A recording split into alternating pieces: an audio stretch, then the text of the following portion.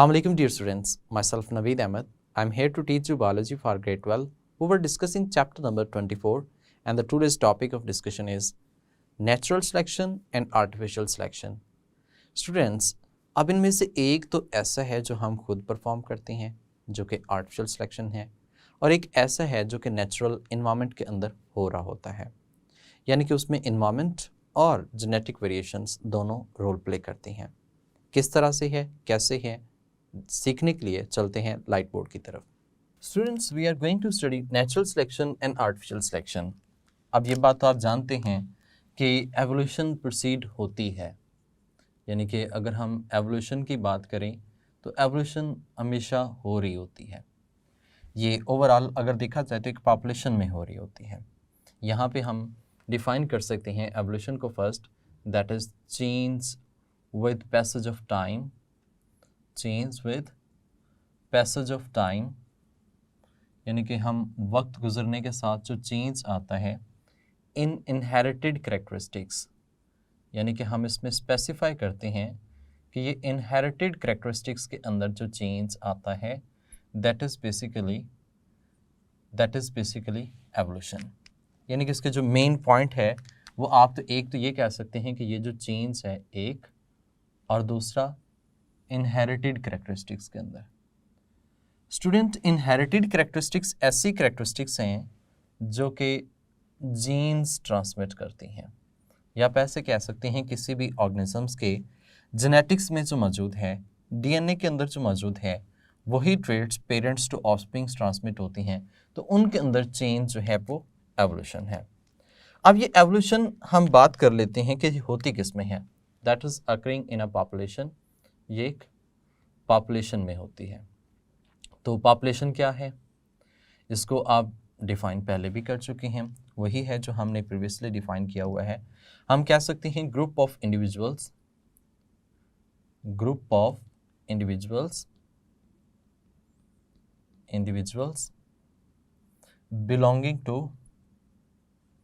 belonging to one species, one कह सकते हैं या सेम स्पीशी कह सकते हैं, same species at a specific, or you can say that same geographical region,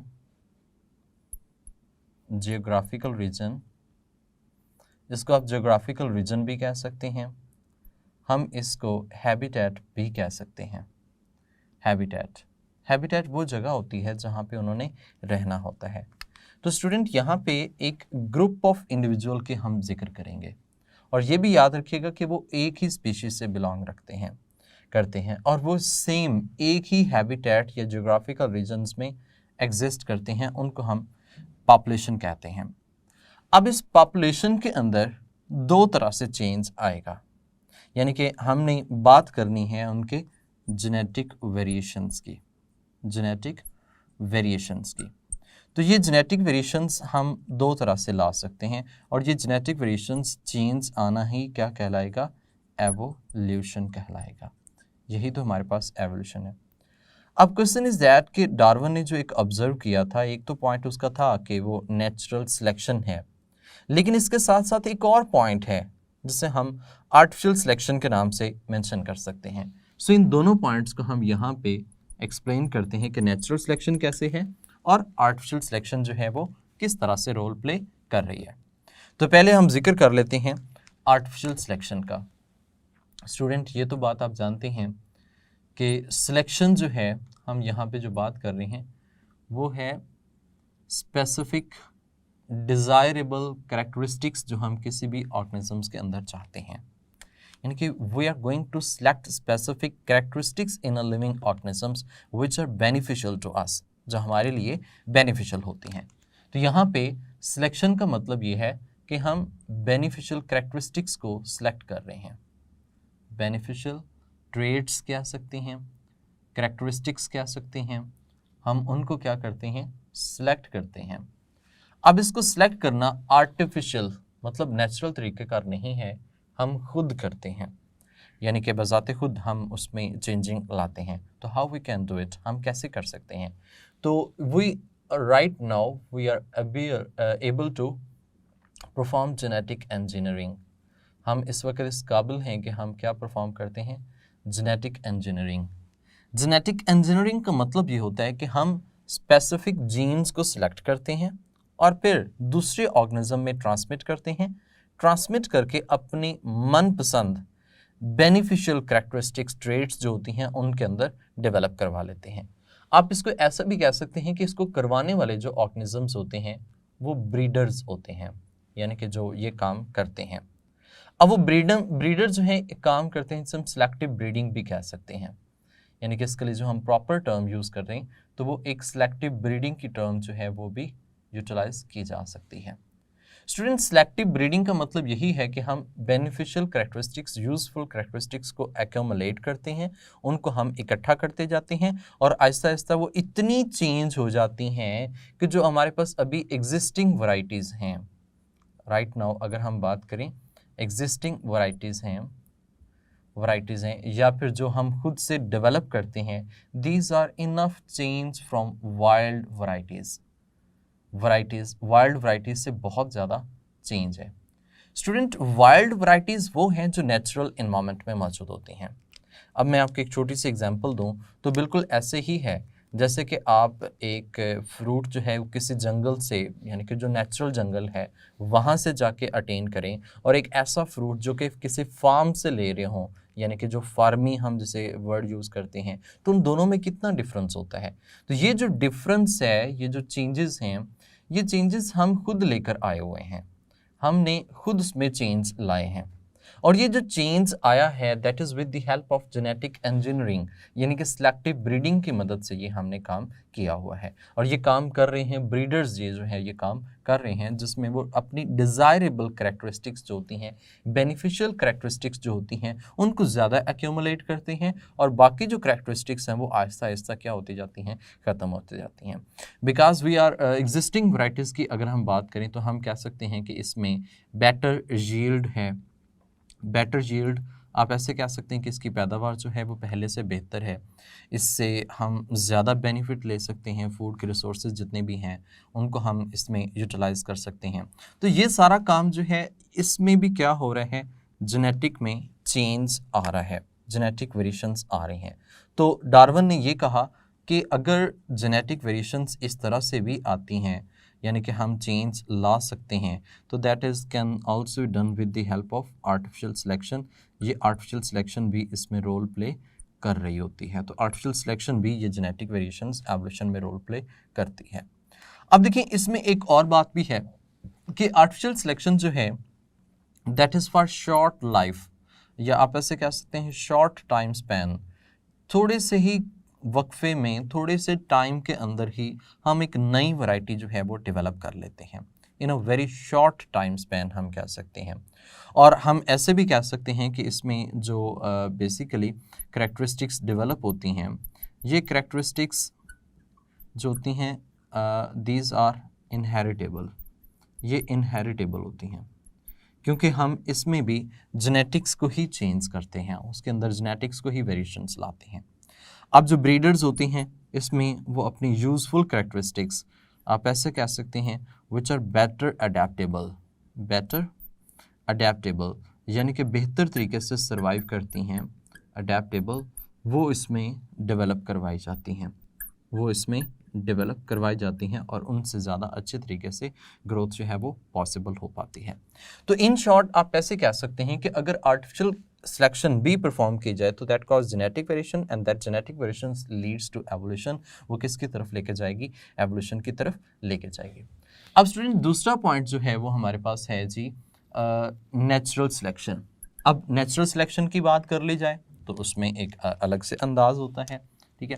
अब हम बात कर लेते हैं नेचुरल सिलेक्शन की।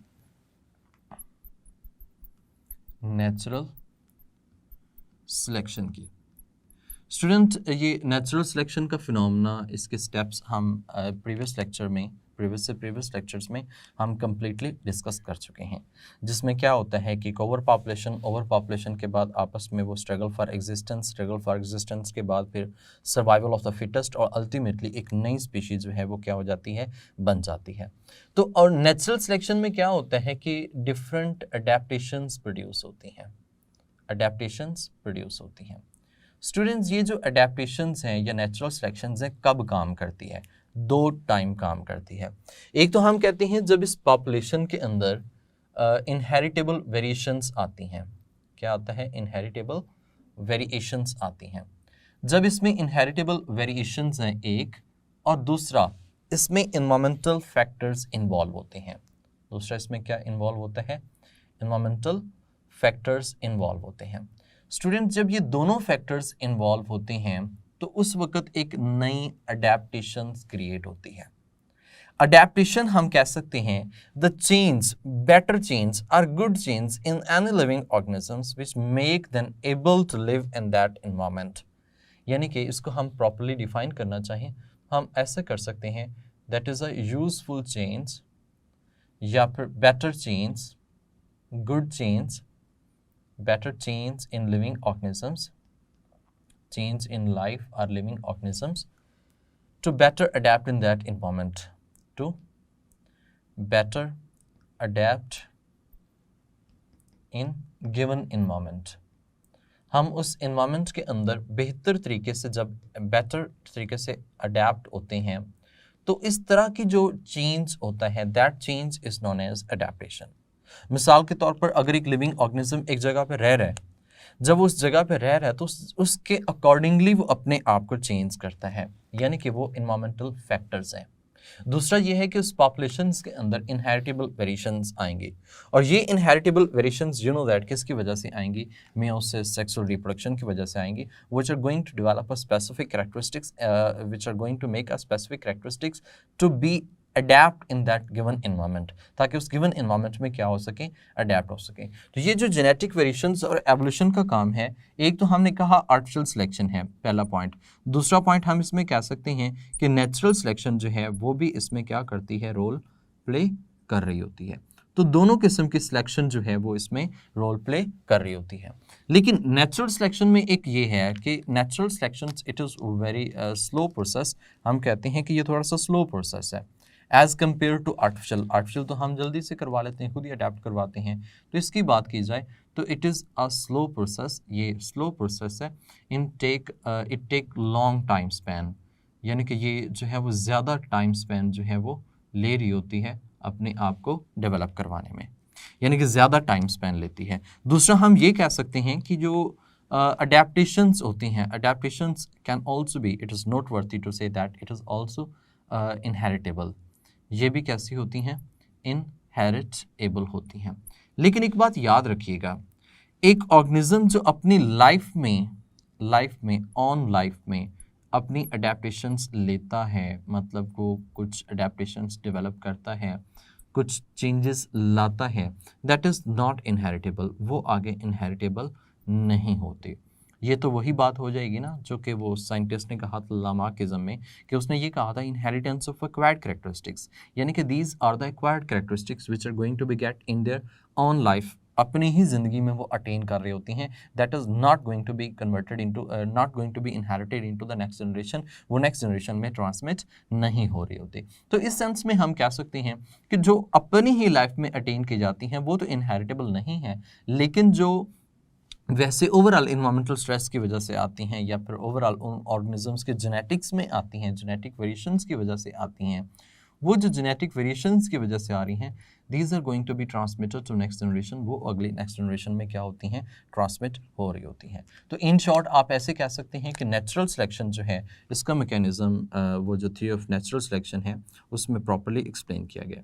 हम एक एग्जाम्पल भी लेते हैं, जैसे कि लेट्स सपोज कि एक बैक्टीरिया है।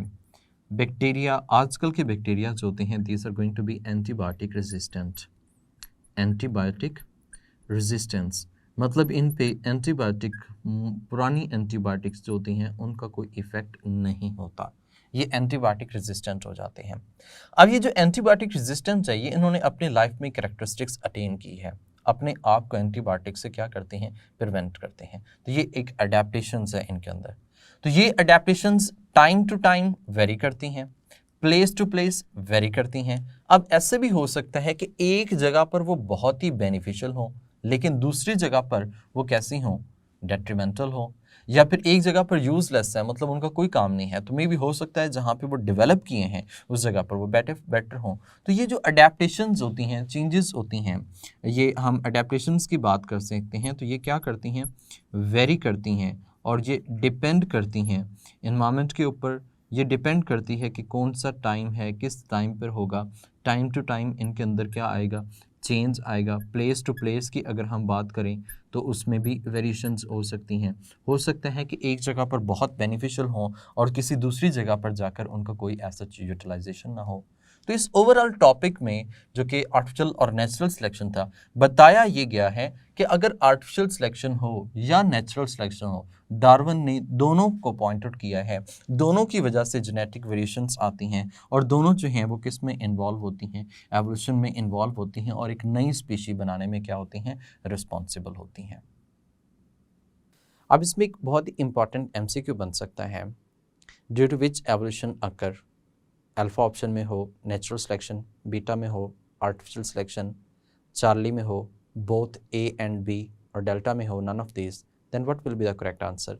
Definitely both A and B, दोनों की वजह से एवोल्यूशन होती है। It can be a long question, और शॉर्ट क्वेश्चन तो बहुत इंपॉर्टेंट है कि शॉर्ट क्वेश्चंस के तौर पे पूछ सकता है, how natural selection cause evolution, ये किस तरह से एवोल्यूशन कॉज करती हैं, you can explain and right it in a detail. So next हम डिस्कस करेंगे कि पॉपुलेशन, जीन पूल और अलील और जीन फ्रीक्वेंसी कैसे होती है। उसको देखने के लिए चलेंगे नेक्स्ट लेक्चर की तरफ। तब तक के लिए मुझे इजाज़त दें, अपना ख्याल रखिएगा, अल्लाह हाफिज़।